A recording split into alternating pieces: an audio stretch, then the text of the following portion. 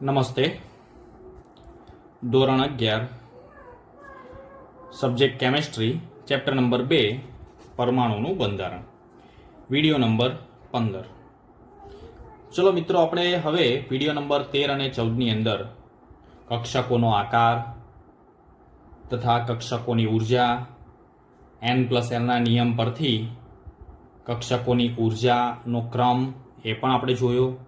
તો એ પ્રમાણે કક્ષકોમાં ઇલેક્ટ્રોનની ગોઠવણી કેવી રીતે થાય તેના કેટલાક નિયમો આપેલા છે. સૌથી અગત્યના સૌથી મહત્વના નિયમો છે. જો આ નિયમો આપણને આવડે તો પરમાણુમાં રહેલા ઇલેક્ટ્રોનની ગોઠવણી આપણે કક્ષકોમાં કરતા શીખી જઈએ. તો એનો એક પહેલો નિયમ આપેલો છે. તો નિયમ છે પહેલો, આઉફબાઉનો નિયમ. આઉફબાઉનો નિયમ. મિત્રો, અહીંયા જે આઉફબાઉ શબ્દ છે તે કોઈ વૈજ્ઞાનિકનું નામ નથી, તે એક જર્મન શબ્દ છે. અહીંયા હું કહું છું, આ શું છે? જર્મન શબ્દ છે. હવે આ શબ્દનો અર્થ એ થાય છે કે બોઇલ્ડિંગ અપ. બોઇલ્ડિંગ અપ. બોઇલ્ડિંગ અપ એટલે રચના કરવી. એનું અર્થ થશે રચના કરવી. બાંધકામ કરવું. બિલ્ડિંગ શબ્દ આવે એટલે આપણને ખ્યાલ છે કે બાંધકામ કરવું. હવે બાંધકામ કરવું એને બીજા અર્થમાં તો રચના કરવી એવું કહી શકાય. હવે અહીંયા આપણે જ્યારે ઇલેક્ટ્રોનની ગોઠવણીની વાત કરતા હોય ત્યારે એનો અર્થ આપણે શું લેવાનો છે? પરમાણુમાં રહેલા ઇલેક્ટ્રોનની ઉર્જાના આધારે જુદી જુદી કક્ષકોમાં ગોઠવણી કરવી. ખ્યાલ આવી ગયો મિત્રો? કક્ષકોની ઉર્જાના આધારે ઇલેક્ટ્રોનની જુદી જુદી કક્ષકોમાં ગોઠવણી કરવી. ચલો, એનો નિયમ આપણે પહેલા સમજી લઈએ. નિયમ શું કહેવા માંગે છે હું અહીંયા પહેલા લખી દઉં જેથી તમને ખ્યાલ આવે કે નિયમ શું છે. તો પરમાણુમાં રહેલા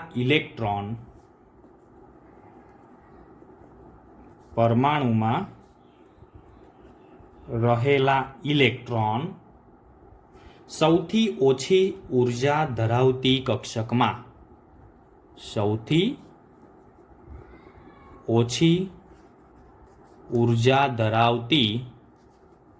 કક્ષકમાં પ્રથમ દાખલ થાય છે. ત્યારબાદ જ ક્રમશઃ ઊંચી ઉર્જા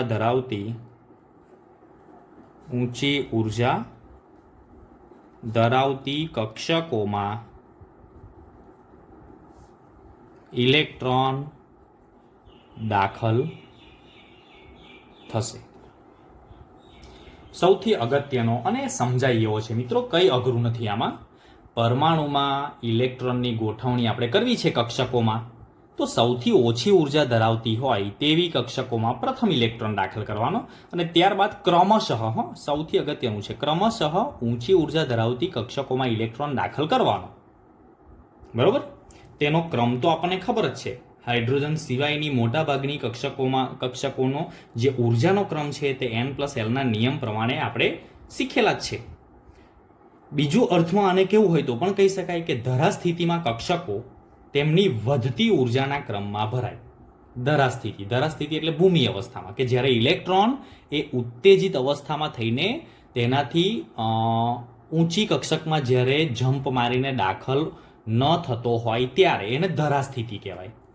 ચલો, એ બધી વાત આપણે પછી, પણ આપણે અહીંયા ક્રમશઃ ઇલેક્ટ્રોનની ભરતી પહેલા ઓછી ઉર્જા ધરાવતી કક્ષકમાં, પછી એના કરતાં વધારે, પછી એના કરતાં વધારે, પછી એના કરતાં વધારે, એ રીતે થવાનો છે.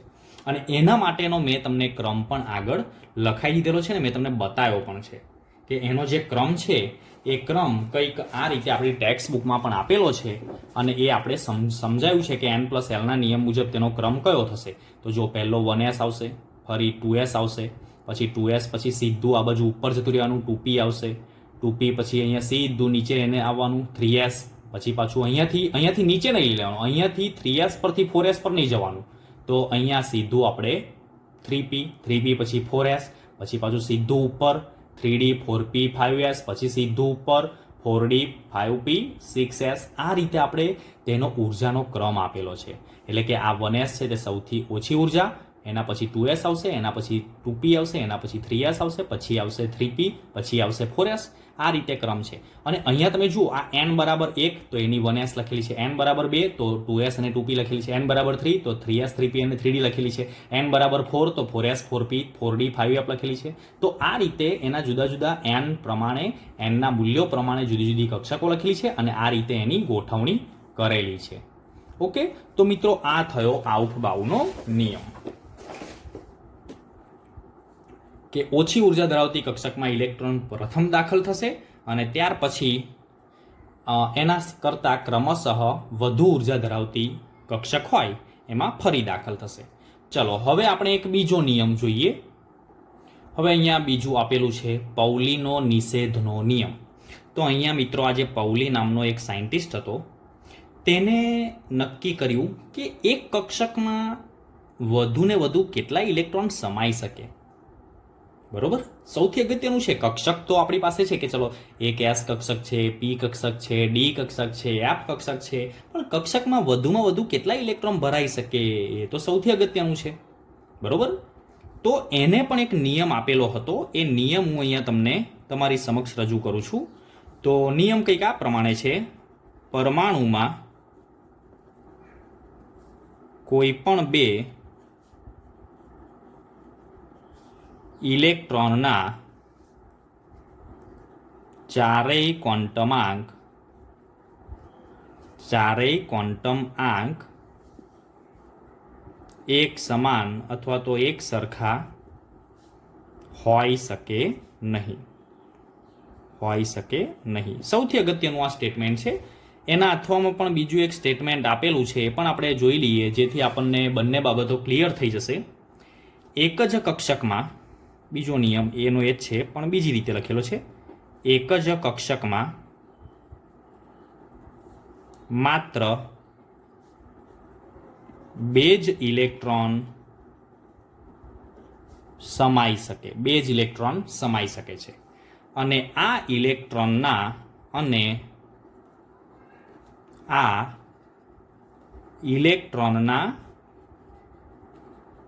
ભ્રમણ એકબીજાથી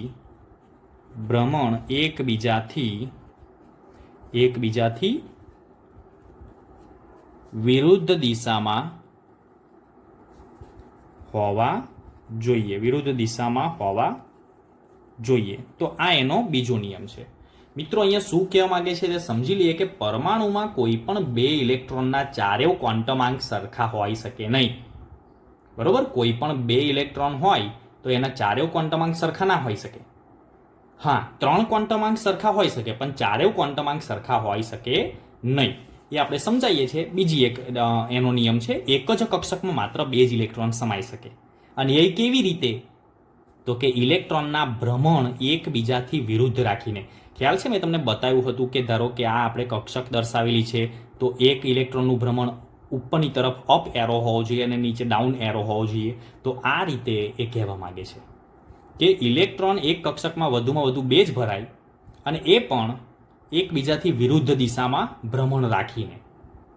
તો આ એનો નિયમ છે. હવે ચારેય ક્વોન્ટમાંક સરખા ન હોઈ શકે એની સમજૂતી આપણે મેળવવી છે. તો કઈ રીતે મેળવીએ? તો મિત્રો અહીંયા એને સમજવાનો આપણે પ્રયત્ન કરીએ. તો સમજો ધારો કે આપણી પાસે કોઈ કક્ષકમાં બે ઇલેક્ટ્રોન છે. સમજો હું અહીંયા એક ઉદાહરણ લઉં છું, પણ આપણે એક ધારી લેવાનું છે જેથી તમને ખ્યાલ આવશે. આ ઉદાહરણની અંદર અહીંયા આ એક કક્ષક છે. એ કક્ષક સમજો ધારો કે આ કક્ષક છે 1s કક્ષક. ચલો 1s કક્ષકની અંદર બે ઇલેક્ટ્રોન છે. કેટલા ઇલેક્ટ્રોન છે? બે, જે અહીંયા મેં બતાવેલા છે. તો આ જે 1s કક્ષકની અંદર મેં જે બે ઇલેક્ટ્રોન બતાવેલા છે તે બે ઇલેક્ટ્રોનના ક્વોન્ટમ આંક આપણે જોઈએ. તો ચલો આ એક ઇલેક્ટ્રોન જે છે તો એના માટે n બરાબર કેટલા લેવાના? n બરાબર 1 થશે. બરોબર, એટલે કે ત્યાર પછી s એટલે કે l બરાબર 0.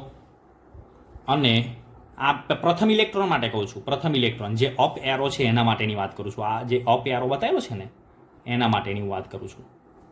બરોબર, તો આ ઇલેક્ટ્રોનની વાત કરું છું તો તેને n બરાબર 1, l બરાબર 0 અને ml ના મૂલ્યો પણ તેના પરથી કેટલા આવે? 0 આવે. બરોબર. હવે એની સ્પિન કેવી છે જુઓ જોઈએ. એની સ્પિન અપ છે. અપ સ્પિન હોય તો s સ્પિન ક્વોન્ટમ આંકનું મૂલ્ય કેટલું થાય? +½ કેટલું થશે? +½ બરોબર. આ મેં તમને રેગ્યુલરમાં શીખવ્યું હતું. એ જ રીતે આ બીજો જે ઇલેક્ટ્રોન છે એના માટે આપણે લખીએ તો n બરાબર 1 થશે, l બરાબર 0 થશે અને એના માટે પણ ml બરાબર 0 થશે. તમે જોઈ શકો છો મિત્રો, આ ત્રણેય ક્વોન્ટમ નંબર સરખા છે બંને ઇલેક્ટ્રોન માટે. બરોબર. પરંતુ ચોથો ક્વોન્ટમ આંક તો એનાથી અલગ જ પડશે, કારણ કે જુદી જુદી સ્પિન ધરાવે છે ને એટલા માટે. એક અપ ધરાવે છે ને એક ડાઉન ધરાવે છે. એટલે અહીંયા તમને એટલા માટે એવું કહ્યું છે કે પરમાણુમાં કોઈ પણ બે ઇલેક્ટ્રોનના ચારેય ક્વોન્ટમ આંક એક સમાન હોઈ શકે નહીં. 3 હોઈ શકે વધુમાં વધુ. કયા કયા? n, l અને ml. એ 3 સરખા હોઈ શકે, પરંતુ ચોથો જે છે તે સરખો હોઈ શકે નહીં. એટલે અહીંયા આપણે એની નોંધ કરીશું કે બે ઇલેક્ટ્રોનના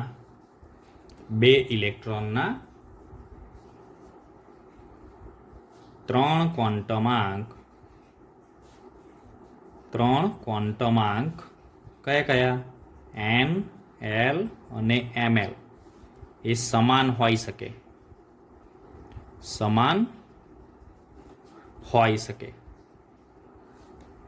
પરંતુ સ્પિન ક્વોન્ટમ આંક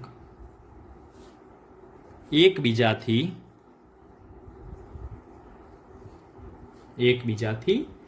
વિરુદ્ધ હોય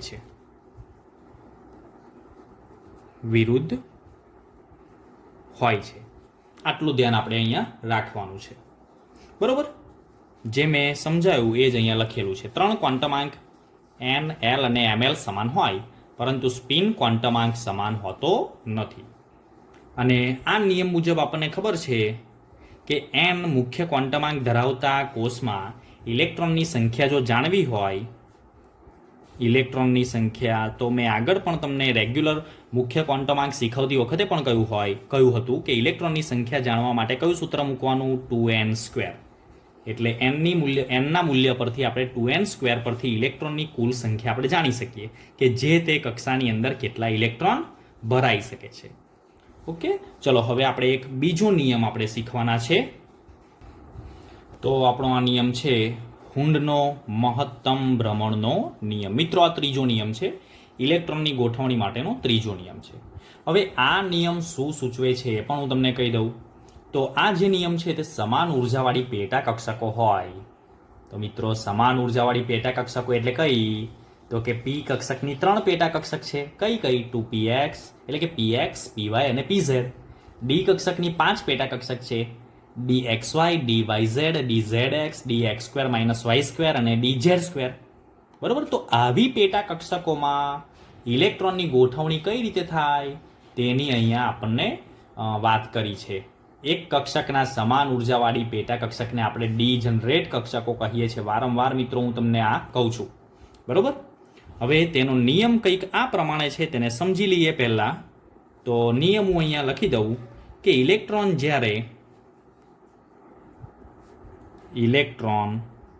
જ્યારે સમાન ઉર્જાવાળી પેટા કક્ષકોમાં દાખલ થાય ત્યારે એવી રીતે ગોઠવાય કે તેઓના સ્પિનની દિશા કેવી રહેશે? એકબીજાને સમાંતર રહે, અથવા સ્પિન ક્વોન્ટમ આંકનું મૂલ્ય એટલે કે s નું મૂલ્ય, સ્પિન ક્વોન્ટમ આંકનું મૂલ્ય કેવું રહે છે? મહત્તમ રહે. સૌથી અગત્યનો છે. આના પરથી આપણને ખ્યાલ આવી જશે કે મારે ઇલેક્ટ્રોનની ભરતી જુદી જુદી કક્ષકો અને પેટા કક્ષકોમાં કઈ રીતે કરવાની છે. તો કહેવાનો મતલબ કે હું તમને અહીંયા એક ઉદાહરણ દ્વારા સમજાવું કે ઇલેક્ટ્રોન જ્યારે સમાન ઉર્જાવાળી પેટા કક્ષકોમાં દાખલ થાય ત્યારે એની ગોઠવણી કેવી રીતે કરવી, તો એવી રીતે કે તેઓના સ્પિનની દિશા એકબીજાને સમાંતર રહે. તો ચલો અહીંયા એક ઉદાહરણ દ્વારા સમજાવું કે પી કક્ષક છે. આ તો એક ઉદાહરણ છે, ફરી આપણે વ્યવસ્થિત રીતે કોઈ પરમાણુ લઈને આપણે શીખીશું. તો પી કક્ષક છે, તો પી કક્ષકની 3 પેટા કક્ષકો છે, PX, PY અને PZ છે. બરોબર. તો ચલો આ ત્રણેય કક્ષકો અહીંયા આ રીતે દોરી દઈશ. તો ત્રણેય કક્ષકોની અંદર ચલો અહીંયા શું કહ્યું છે કે તેઓના સ્પિનની દિશા એકબીજાને સમાંતર રહે. ઇલેક્ટ્રોન એ રીતે ગોઠવવાના. તો ચલો પહેલો ઇલેક્ટ્રોન PX માં આવે, બીજો ઇલેક્ટ્રોન PY માં આવશે, ત્રીજો ઇલેક્ટ્રોન PZ માં આવશે. આ રીતે સ્પિનની દિશા એકબીજાને સમાંતર રહે. આવું કરવાથી શું થાય, તો S નું મૂલ્ય, સ્પિન ક્વોન્ટમ આંકનું મૂલ્ય મહત્તમ મળે. પછી એવું ના ચાલે કે ચલો એક ઇલેક્ટ્રોન PX માં ભર્યો, ફરી બીજો ઇલેક્ટ્રોન PX ની અંદર ડાઉન સ્પિનથી ભરીએ, એવું ના ચાલે. ત્રણેય એકબીજાને સમાંતર રહે એ રીતે પહેલા ત્રણેયમાં એક એક ઇલેક્ટ્રોન ભરી દેવાનો, પછી ચોથો ઇલેક્ટ્રોન અહીંયા આવશે, ફરી પાંચમો ઇલેક્ટ્રોન અહીંયા આવશે અને છઠ્ઠો ઇલેક્ટ્રોન અહીંયા આવશે. તો આ રીતે તેની ભરતી છે એ હુંડ આપણને સૂચવે છે. દાખલા તરીકે આપણે અહીંયા કેટલાક તત્વો લઈને સમજીએ તો આપણને ખ્યાલ આવશે કે ચલો ભાઈ એક તત્વ છે આપણી પાસે બોરોન. તો બોરોન કયા નંબરનું તત્વ છે, તેનો પરમાણ્વીય ક્રમાંક છે 5. બોરોનનો પરમાણ્વીય ક્રમાંક છે 5. યુગ્મન ત્યાર પછી જ થશે, આટલું ધ્યાન રાખવું. ઇલેક્ટ્રોનનું યુગ્મન શરૂઆતની અંદર જ નથી કરવાનું. યુગ્મન ક્યારે થશે, પહેલા અહીંયા ખાસ ધ્યાન રાખીશું કે પેટા કક્ષકોમાં આ ફોલો કરવાનું છે. બરોબર. આપણે અહીંયા સમજીએ ઉદાહરણ લઈને. તો બોરોન છે આપણી પાસે. તો બોરોનની વાત કરીએ તો પહેલામાં પહેલું એક 1s કક્ષક આવશે. અહીંયા આપણે 1s, 2s, પછી 2pની 3 કક્ષકો હું લખી દઉં છું, 2px, 2py અને 2pz. બરોબર. એટલે તમે સમજો છો અહીંયા કે ચલો 5 ઇલેક્ટ્રોન બોરોનમાં છે, તો 1sમાં કેટલા ભરાશે, 1sમાં પહેલા બંને ભરાઈ જશે ને. તો હવે કેટલા બાકી રહ્યા, 3 બાકી રહ્યા. તો 2sમાં પાછા 2 ભરાશે. હવે તમે પાછું અહીંયા ઊંધું ના કરો. કેમ, તો અહીંયા એક ઇલેક્ટ્રોન ભરો, પછી અહીંયા એક ઇલેક્ટ્રોન, પછી અહીંયા. એવું નથી. હું શું કહું છું તમને, અહીંયા કક્ષકની પેટા કક્ષકોમાં જ એક એક ઇલેક્ટ્રોન ભરાય. સમજ પડી. આની અંદર તો 1s કક્ષકનો કોઈ પેટા કક્ષક નથી એટલે બંને ભરી દેવાના. 2sની કોઈ પેટા કક્ષક નથી એટલે બંને ભરી દઈશું, ત્યાર પછી જ આગળ જશે. ઓકે. ચલો હવે 2sની અંદર એક ઇલેક્ટ્રોન બાકી રહ્યો, તો આ રીતે થશે. 2py અને 2pzમાં એક પણ ઇલેક્ટ્રોન નથી. બરોબર. ચલો એ જ રીતે બીજું એક તત્વ લઈએ, કાર્બન. તો કાર્બનની વાત કરીએ તો ચલો કાર્બન, તો પહેલા 2 ઇલેક્ટ્રોન 1sમાં, ફરીના 2 ઇલેક્ટ્રોન 2sમાં, 4 થયા. હવે શું કરવાનું છે, બીજા 2 ઇલેક્ટ્રોન વધે છે. તો 2 ઇલેક્ટ્રોન તો 2pની અંદર જશે, પણ 2pની 3 પેટા કક્ષક છે એટલે એક ઇલેક્ટ્રોન અહીંયા આવશે અને બીજો એક ઇલેક્ટ્રોન અહીંયા આવશે. નહીં કે બંને ઇલેક્ટ્રોન અહીંયા, કારણ કે પેટા કક્ષક છે. પેટા કક્ષકમાં 2 ઇલેક્ટ્રોન આ રીતે મૂકીશું આપણે. બરોબર. અને ત્રીજો ઇલેક્ટ્રોન જો હોય તો અહીંયા આવે, પણ નથી એટલે આ ખાલી કક્ષક છે. ચલો એ જ રીતે અહીંયા એક બીજું તત્વ ડાયરેક્ટ લઈ લઉં છું. એક 9 નંબરનું તત્વ છે ફ્લોરિન. પરમાણુ ક્રમાંક 9 એટલે ઇલેક્ટ્રોનની સંખ્યા 9 છે. તો ચલો અહીંયા હું પહેલા બંને ઇલેક્ટ્રોન 1sમાં, ફરી બંને ઇલેક્ટ્રોન 2sમાં. તો પાછું મેં આ ઉર્જા જોયેલી છે કે 1sની ઉર્જા સૌથી ઓછી, 2sની એના પછી થોડી વધારે છે, પછી 2pની વધારે છે, એ રીતે. ચલો ત્યાર પછી 3 અહીંયા દોરી દઈશું. તો હવે કેટલા રહ્યા, 5 ઇલેક્ટ્રોન રહ્યા ને બાકી, 4 પૂરા થઈ ગયા, 5 રહ્યા. તો પહેલા ત્રણેયમાં એક એક ભરવી પડશે. 3 થયા. હવે ચોથો અહીંયા આગળ અને પાંચમો અહીંયા આગળ. યુગ્મન પછી જ થશે. પહેલા 3 પેટા કક્ષકમાં એક એક ભરાશે, ફરી યુગ્મન થશે. હવે મિત્રો આના પરથી તમને એ પણ મળશે કે અહીંયા અયુગ્મિત ઇલેક્ટ્રોન, આને અયુગ્મિત ઇલેક્ટ્રોન કહીશું. 2px અહીંયા જો બોરોનમાં અયુગ્મિત ઇલેક્ટ્રોન કેટલા છે, 1. કાર્બનમાં અયુગ્મિત ઇલેક્ટ્રોન 2 છે. ફ્લોરિનમાં અયુગ્મિત ઇલેક્ટ્રોન 1 છે. તો આના પરથી સ્પિનનું મૂલ્ય મળે. હવે સ્પિનનું મૂલ્ય શોધવા માટે મેં તમને શીખવ્યું હતું કે સ્પિનનું મૂલ્ય એટલે તેની જે અપ સ્પિન હોય તો પ્લસ હાફ અને ડાઉન સ્પિન હોય તો માઇનસ હાફ.